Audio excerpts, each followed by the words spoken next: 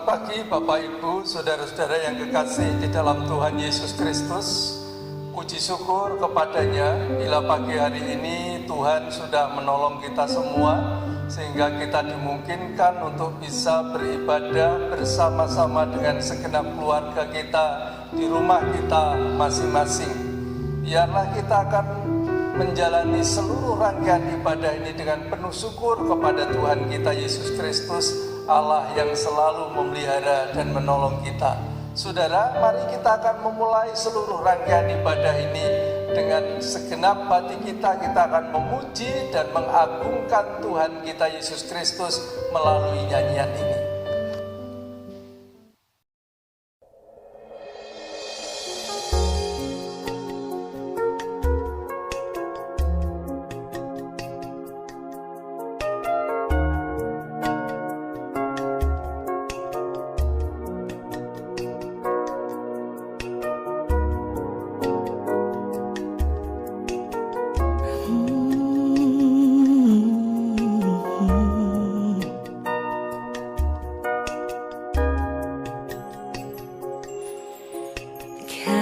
Kasih yang sempurna telah ku terima darimu,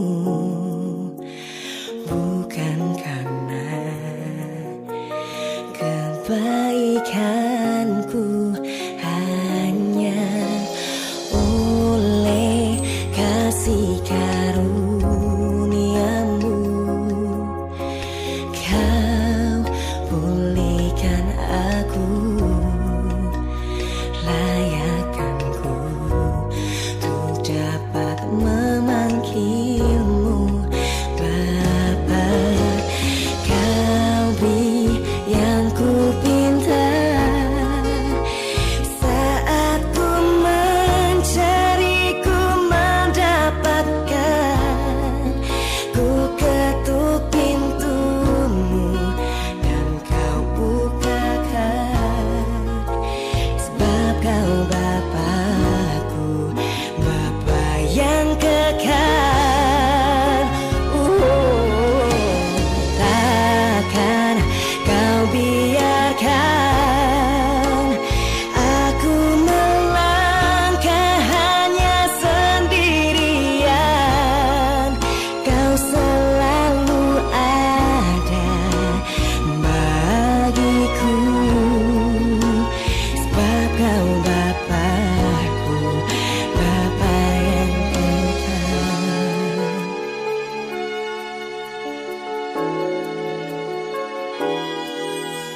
Kasih yang sempurna telah ku terima darimu, bukan karena kebaikanku, hanya oleh kasih karuniamu. Kau pulihkan aku, layakkanku untuk dapat memanggilmu Bapa. Kau beri yang ku pinta saat ku mencari, ku mendapatkan.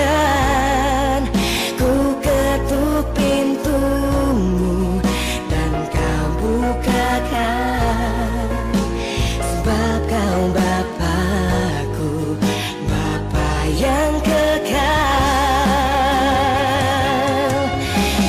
Takkan kau biarkan aku melangkah hanya sendirian. Kau selalu ada bagiku, sebab kau Bapakku, Bapa yang kekal.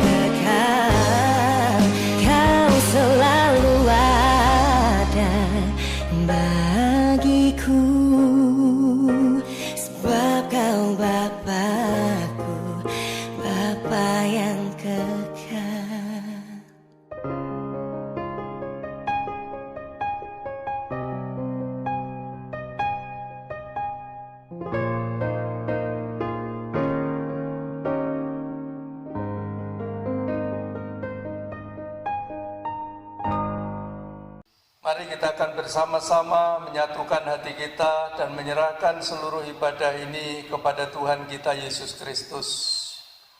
Bapa Surgawi, pada pagi hari ini kami datang menghampiri Engkau untuk berterima kasih dan bersyukur kepada Tuhan Allah yang sudah menolong kami dari hari ke hari sehingga kami boleh melewati sepanjang minggu ini dengan selamat. Dan pagi hari ini Tuhan, Kau telah menolong kami untuk kami bisa beribadah bersama-sama dengan keluarga kami masing-masing. Kami berdoa memohon Tuhan akan mempersiapkan hati pikiran kami supaya kami dapat beribadah dengan berkenan kepada Tuhan. Terima kasih ya Tuhan, kami mengucap syukur, kuduskan hidup kami, hati dan pikiran kami agar kami dapat memuliakan Tuhan.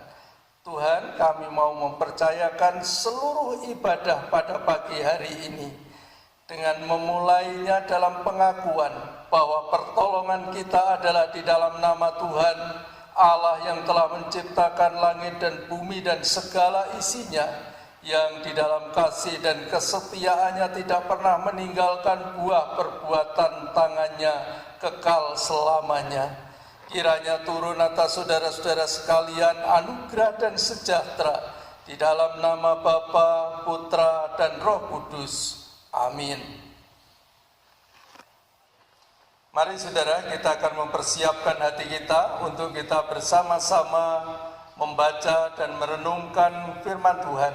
Kita akan bersama menyanyikan pujian, dan biarlah pujian ini akan mengantarkan kita untuk mempersiapkan hati demi mendengar kebenaran firman-Nya.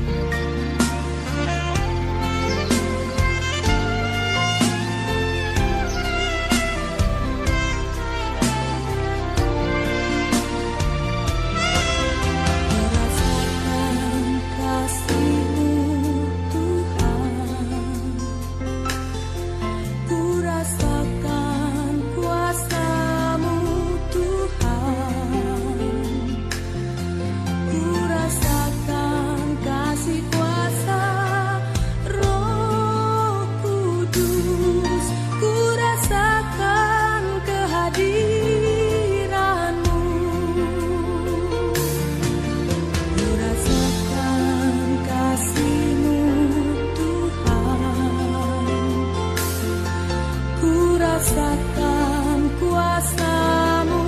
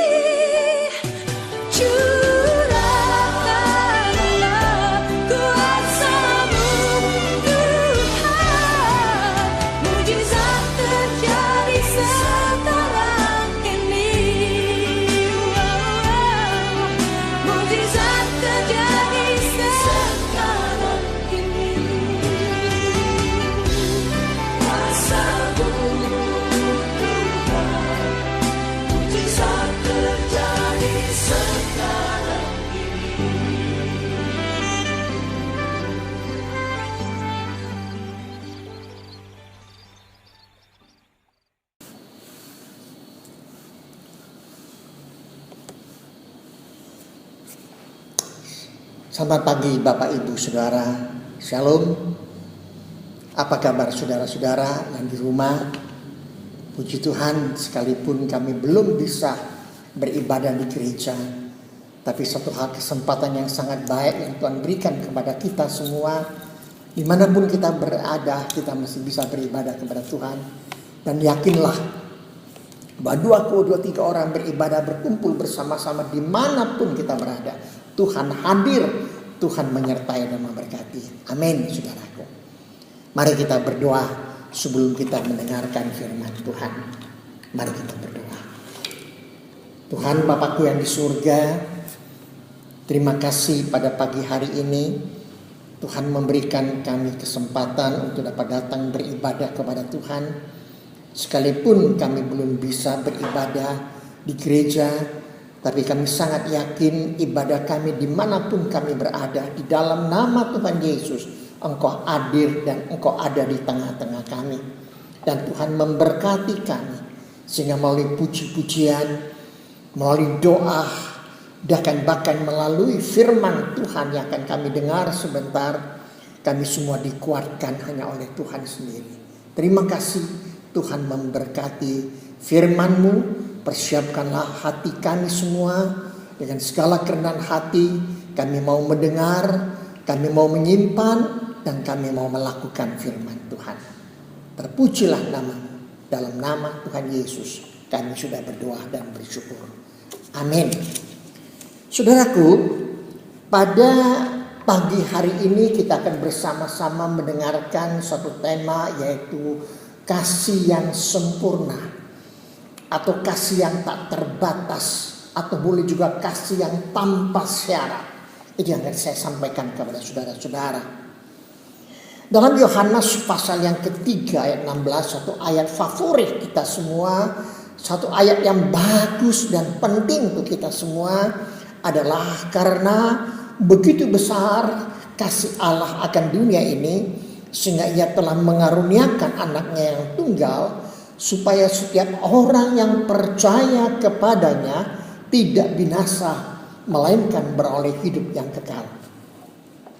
Saudaraku, ayat ini saya sudah menyatakan bahwa begitu besar akan kasih Allah kepada manusia dalam dunia ini.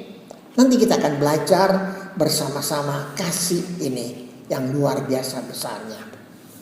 Berikutnya mari kita membuka Alkitab kita dari 1 Yohanes pasal yang keempat ayat yang ke-9 sampai 21. Saudara bisa lihat nanti saudara selesai ibadah ini, saudara bisa lihat lagi 1 Yohanes pasal yang keempat ayat yang ke-9 sampai ayat yang ke-21. Saya akan bacakan ayat 9 sampai dengan ayat yang 11. Dalam hal inilah kasih Allah dinyatakan di tengah-tengah kita, yaitu bahwa Allah telah mengutus anaknya yang tunggal di dalam dunia supaya kita hidup olehnya. Ayat 10. Inilah kasih itu.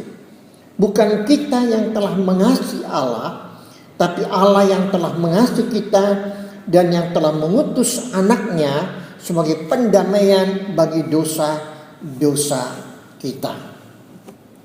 Nanti kita akan baca ayat yang lain, saudaraku, tak kalah nanti kita mendengar firman Tuhan. Berbicara soal kasih Allah yang sempurna, kasih yang tak terbatas, kasih yang tanpa syarat, saudara perhatikan tangan saya, saudara lihat. Kasih Allah yang sempurna itu adalah ada pengampunan. Ada pengampunan. Lalu di dalam pengampunan itu ada keselamatan. Ada pengampunan, ada keselamatan. Semuanya itu oleh karena kasih karunia Tuhan. Sekali lagi ya saudara, ada pengampunan, ada keselamatan, dan ada kasih karunia Allah yang besar. Saudara, tak kalah Tuhan Yesus dipaku di atas kayu salib, Dia berdoa, ampunilah mereka karena apa yang mereka lakukan mereka tidak tahu. Itu adalah perkataan Tuhan Yesus yang pertama di antara 7 perkataan Dia mendoakan kita. Ada pengampunan. Nah, nanti kita belajar saudaraku.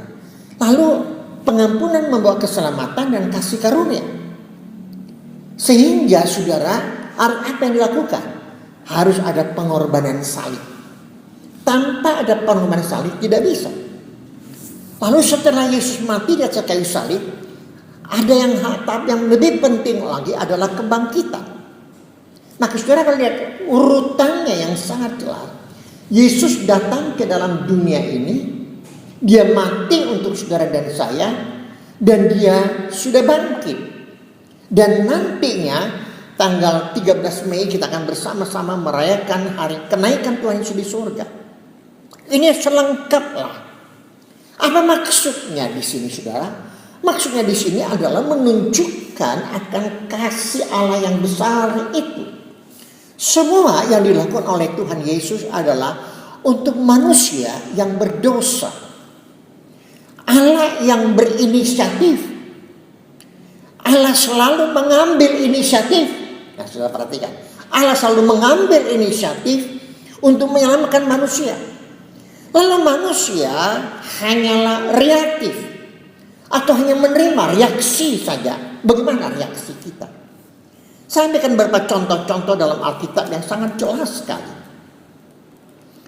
Tak kala Tuhan Allah menciptakan Adam dan Hawa adalah manusia pertama yang suci, kudus, yang berkenan kepada Tuhan. Pasti saudara.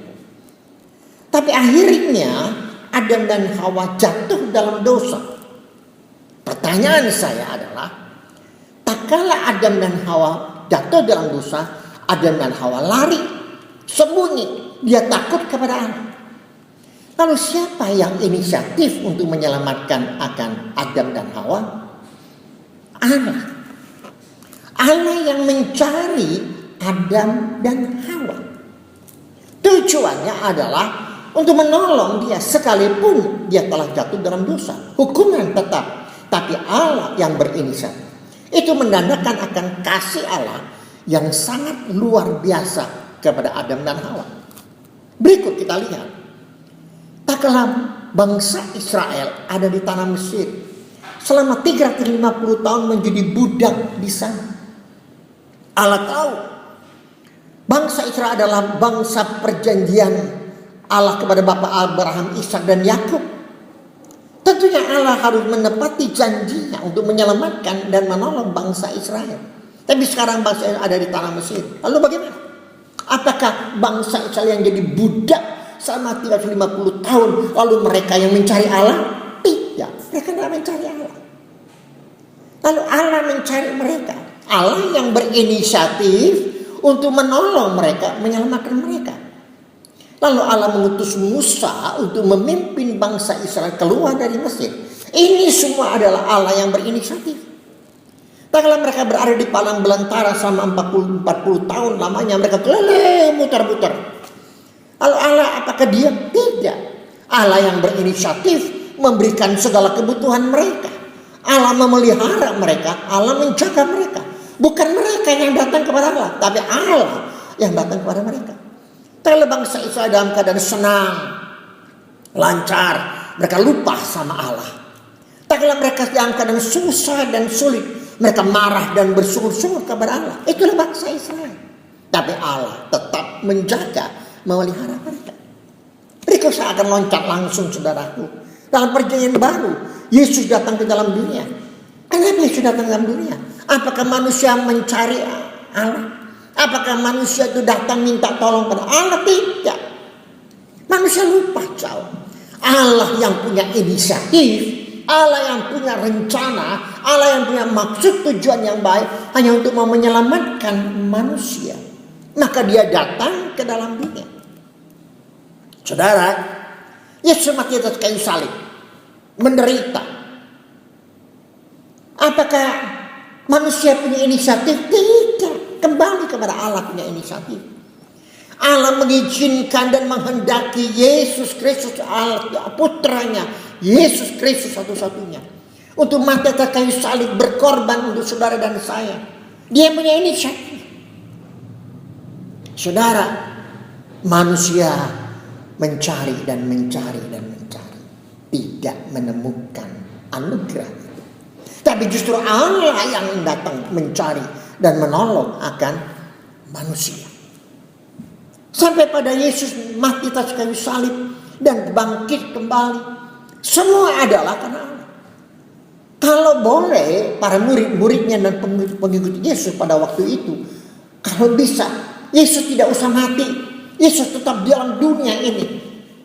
Tapi saudara, itu bukan rencana Tuhan. Itu bukan maksud Allah untuk mengutus Yesus datang dalam dunia itu terus untuk di dalam dunia. Tidak. Tapi semuanya harus melalui proses, harus melalui kematian. Oleh sebab itu saudara, kasih tanpa syarat adalah tidak memiliki satu unsur untuk dirinya sendiri. Tapi Allah, ya kasih Allah yang dia tanpa syarat, kasih Allah yang sempurna itu berarti kasih itu dengan harga yang sudah mahal di atas kayu salib dan telah lunas. Saudara, saya dibeli telah lunas, ditebus menjadi anak-anaknya. Kalau Allah mengutus Yesus anaknya, berarti apa saudara? Berarti dosa kita sangat serius. Dosa kita sangat serius. Tidak ada cara lain untuk bisa menyelamatkan saudara dan saya. Tidak ada. Kita tidak bisa dengan berbuat baik lalu kita bisa diselamatkan. Kita tidak bisa dengan ajaran agama, saudaraku. Saudara dan saya bisa diselamatkan. Tidak bisa. Hanya dengan satu cara, yaitu salib itu.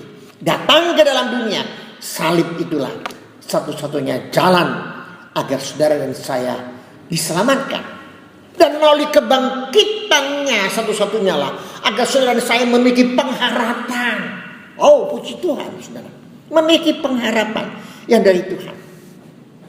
Dan kebangkitannya itulah memberikan kemenangan kepada saudara. Menang atas segala-galanya. Menang atas kuasa setan, atas kuasa iblis. Oh, Yesus sudah bangkit. Luar biasa, saudara. Saudara, nanti saudara coba pelan-pelan baca dari 1 Korintus pasal yang ke-15. Rasul Paulus dengan sangat gamblang, dengan sangat jelas menyampaikan dan menulis tentang kebangkitan Kristus dan kebangkitan orang mati. Dan bagi orang percaya tidak sia-sia, karena Yesus sudah bangkit. Dari ayat 1 sampai ayat 58, saudara bisa baca baik-baik.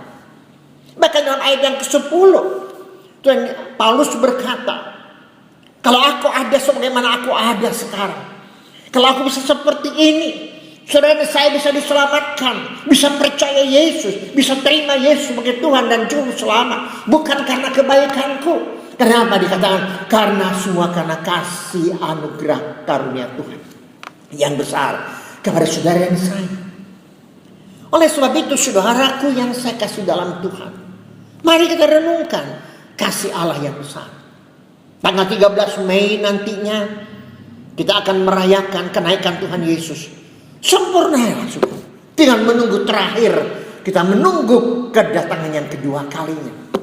Maka Rasul Paulus dengan sangat tegas dalam Roma pasal 1 ayat 16 dikatakan, aku mempunyai keyakinan yang kokoh akan Injil yang telah menyelamatkannya, yang sudah menolong. Aku yakin benar akan Injil yang menyelamatkan setiap orang yang percaya kepada Tuhan.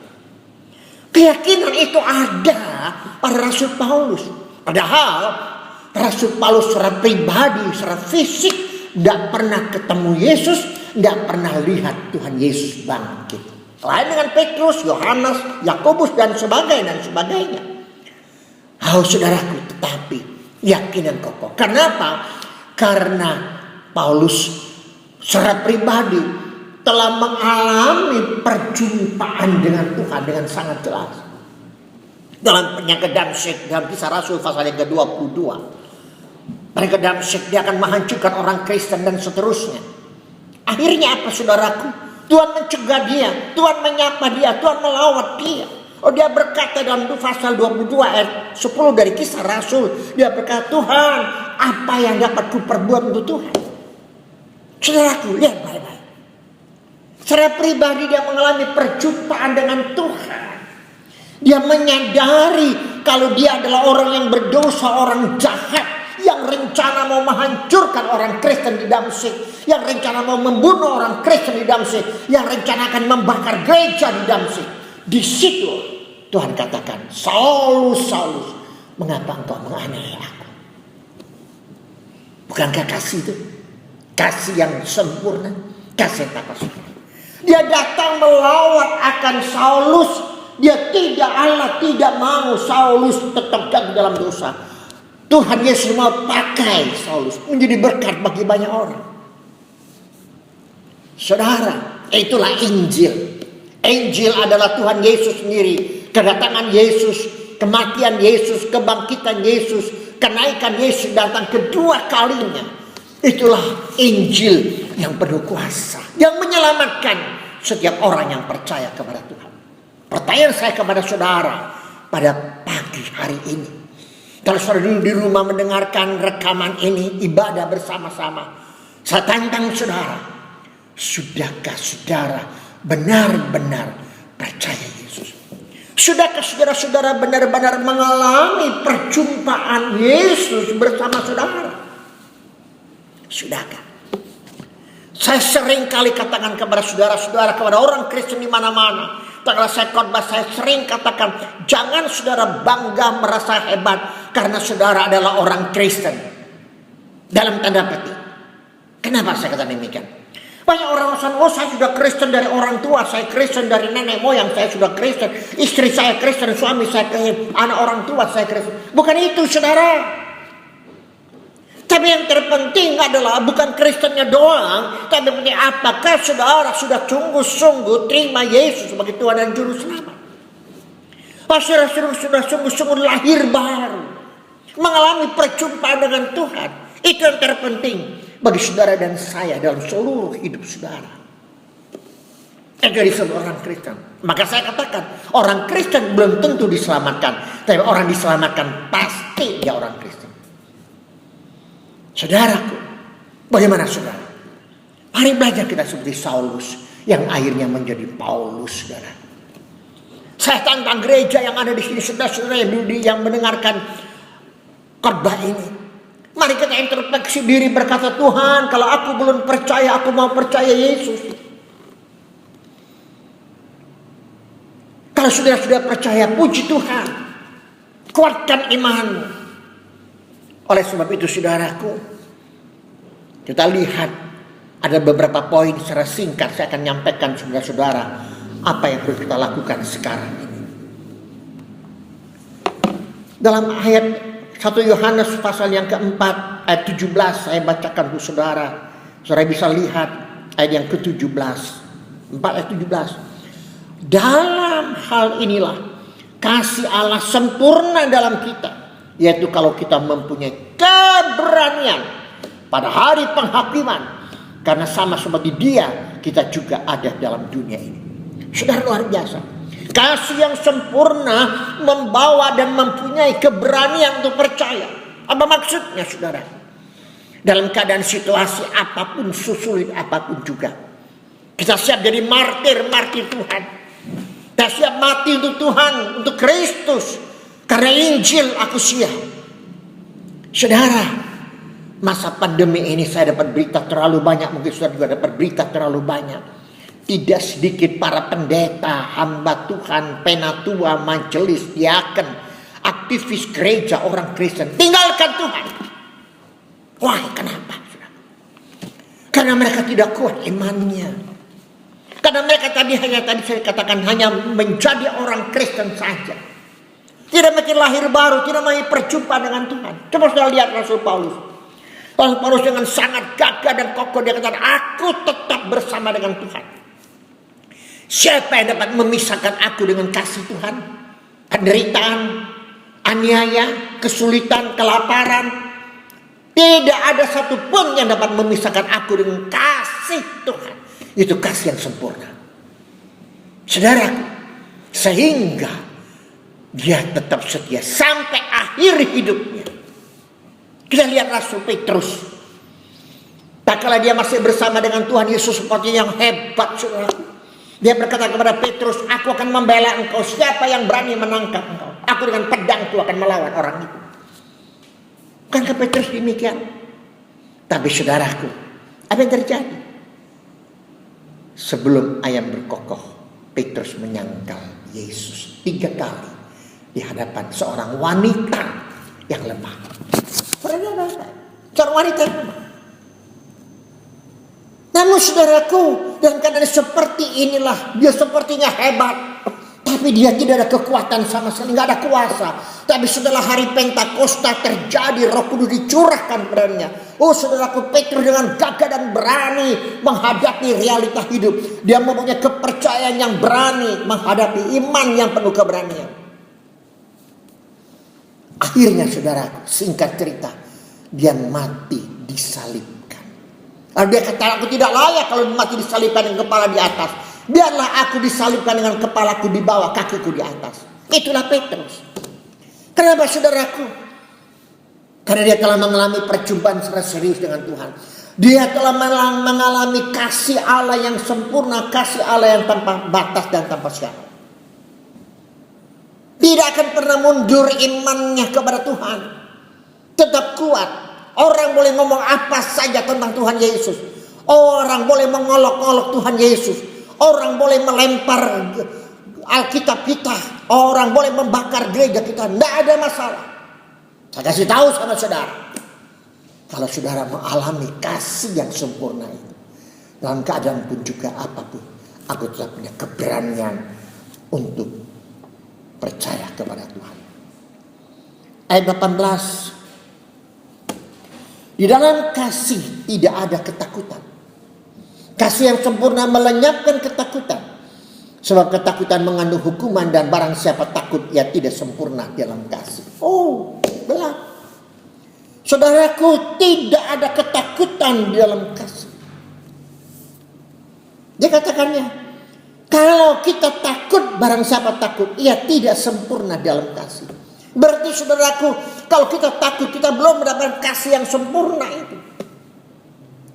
Saudaraku, ada seorang anak, ini pernah saya ceritakan beberapa kali di gereja. Ada seorang anak umur 9 tahun. Dia adalah anak janda. Pada waktu dia ada di kandungan mamahnya, papa sudah meninggal oleh karena kecelakaan. Anak ini saudara, dia dibesarkan oleh mama yang hidupnya sangat sederhana, hanya sebagai seorang asisten rumah tangga, cuci baju, bersih-bersih rumahnya orang. Saudara lihat pendapatannya berapa? Tidak ada artinya. Pada suatu malam, sang anak ini bangun jam 12 malam, dia lihat mamanya sedang menangis, jujur air mata. Dia sedang menangis, lalu dia berkata kepada mamanya, "Mama, kenapa mama nangis? Mama susah ya." Mama ambil sabut tangan, gosok mukanya. "Enggak, mama enggak nangis, sudah tidur." Anak ini bilang, "Mama enggak boleh nangis ya." "Ya, tidurlah." Jam 3 subuh dia terbang. Dia lihat lagi mamanya masih menangis. Lalu anak ini berkata, "Mama kenapa nangis?" Mama terus ceritakan, "Nah, 9 tahun sudah kamu mama pelihara dengan keringat, dengan air mata, dengan susah payah. Mama sangat khawatir masa depan. Mama tidak ada apa-apanya. Mama hanya seorang asisten rumah tangga. Bagaimana masa depan?" Apa yang berkata? "Mama, ingat mama, Tuhan Yesus kita sudah bangkit. Tuhan Yesus adalah Tuhan yang punya kasih yang sempurna. Kasih yang tanpa syarat, kasih yang luar biasa. Kenapa mama harus takut menghadapi masa depan? Tidak perlu takut. Ayo hadapi masa depan bersama Yesus yang sudah bangkit." Mama kaget. Dia langsung duduk di tempat tidur bersama anaknya. Dia berdoa dan berdoa. Mulai hari itu mereka berjalan bersama Tuhan, melangkah bersama Tuhan, berserah seluruh hidupnya kepada Tuhan. Akhirnya anak ini besar. Jadi apa saudaraku?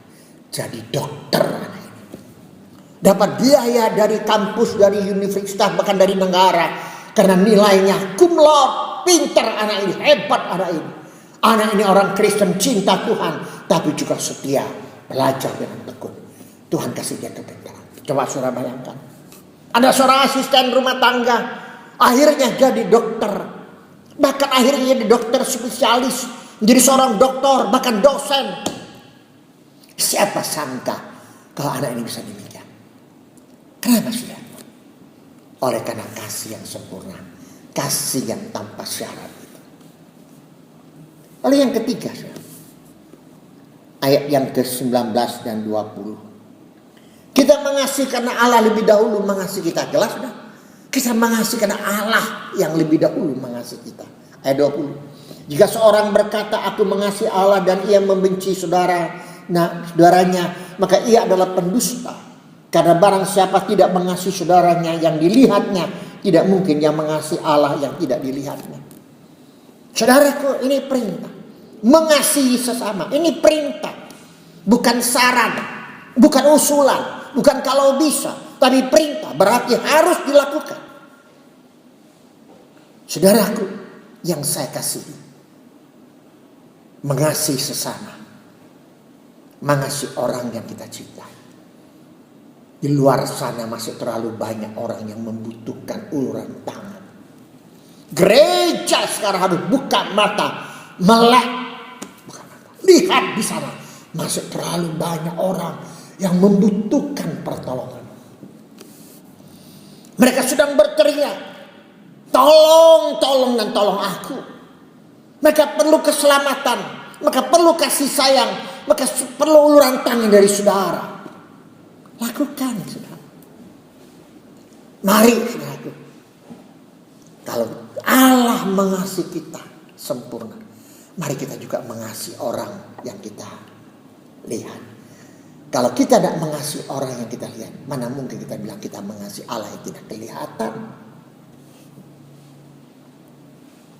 Tuhan tolong saudara. Jangan saudara bilang, oh saya tidak ada apa-apanya, saya kecil, saya sederhana. Justru itu. Masih banyak orang di bawah kita yang masih sangat membutuhkan pertolongan dari saudara dan saya. Masih terlalu banyak. Yang keempat, hidup kudus, tidak berbuat dosa. Ini juga perintah Tuhan. Saudaraku, Tuhan mau saudara dan saya itu hidup kudus dan benar di hadapan Tuhan. Jangan kita berbuat dosa. Minta ampun sama Tuhan. Kalau Allah kita mengasihi kita, kenapa kita harus nyakiti hati Tuhan Allah kita untuk berbuat dosa terus menerus? Saudara yang narkoba bertobatlah, saudara yang selingkuh bertobatlah, saudara yang berzina bertobatlah, saudara yang bermabuk-mabukan bertobatlah, saudara yang suka bohongi orang, menipu orang lain bertobatlah, saudara yang sudah tidak lagi cinta Tuhan bertobatlah, saudara yang sudah jauh dari Tuhan kembalilah kepada Tuhan.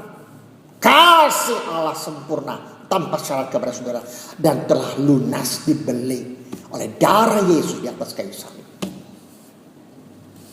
Yang kelima terakhir, beritakan Injil.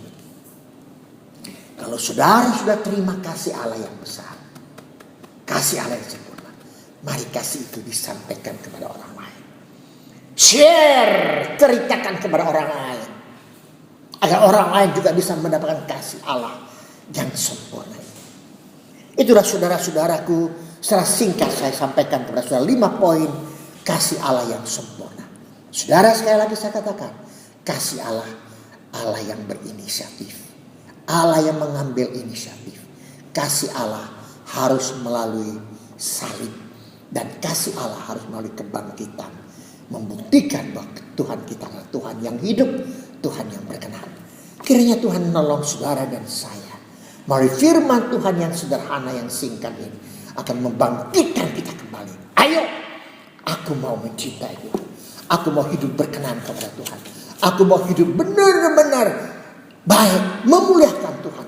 Aku tidak akan menyia-nyiakan lagi.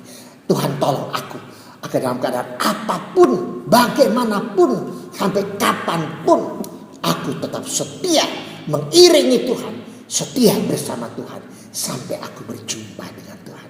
Amin saudara, amin saudara, amin, haleluya, puji Tuhan. Tuhan memberkati saudara-saudara. Mari kita berdoa bersama-sama. Tuhan Yesus, terima kasih banyak untuk pagi hari ini kami boleh mendengar firman-Mu. Biar kiranya firman-Mu itu boleh mengubah seluruh hidup kami, agar kami sungguh-sungguh mengalami, menyelami akan kasih Allah yang sempurna melalui Yesus Kristus yang telah datang ke dalam dunia, mati di atas kayu salib, dan sudah bangkit naik ke surga dan akan datang kedua kalinya. Tolong kami seperti Paulus berkata, aku punya keyakinan yang kokoh dalam Injil yang menyelamatkan setiap orang yang percaya. Tuhan, tolong kami dalam keadaan apapun dan bagaimanapun, bahkan sampai kapanpun, kami tetap setia percaya Yesus tidak akan pernah meninggalkan Tuhan. Kasih Tuhan terus menaungi kami.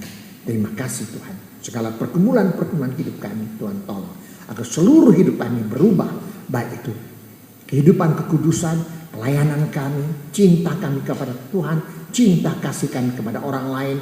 Tuhan tolong kami agar kami dapat praktekkan semua firman-Mu ini dengan sebaik-baiknya. Tuhan berkati gereja Tuhan di tempat ini, berkati hamba Tuhan, Pendeta Eko dan keluarga, berkati seluruh hamba-hamba Tuhan, penatua, yakan majelis, dan seluruh pengurus gereja, aktivis gereja, dan bahkan seluruh jemaat Tuhan berkati.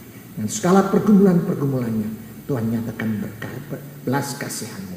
Untuk kami mohon kepada Tuhan, biar kiranya kasih sayang yang dari Allah Bapa, anugerah dan damai sejahtera dari Tuhan Yesus, serta persekutuan, penghiburan dan kekuatan dari Allah Roh Kudus menyertai dan memberkati saudara-saudara kami semuanya mulai saat ini sampai selama-lamanya. Di dalam nama Tuhan Yesus kami sudah berdoa dan bersyukur. Haleluya. Amin. Amin.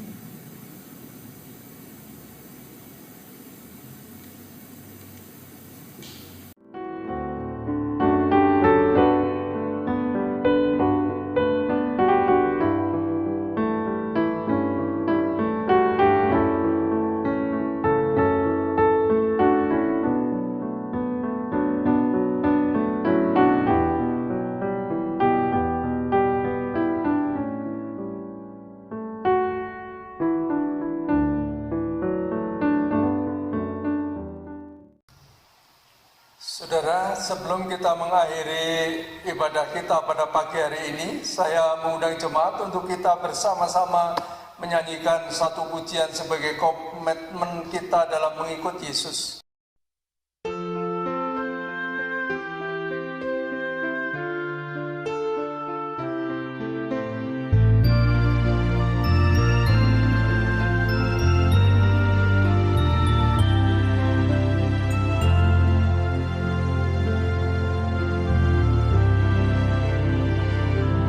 Andaikan aku lakukan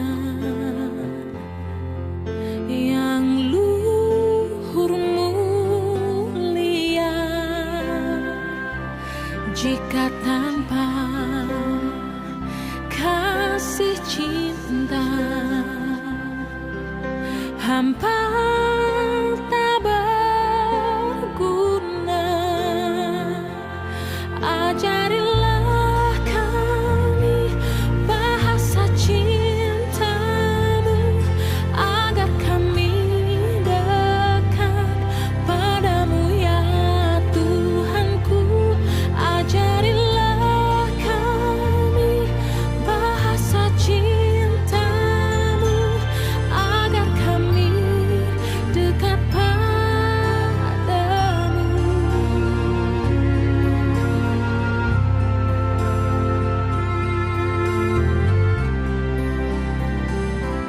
Andaikan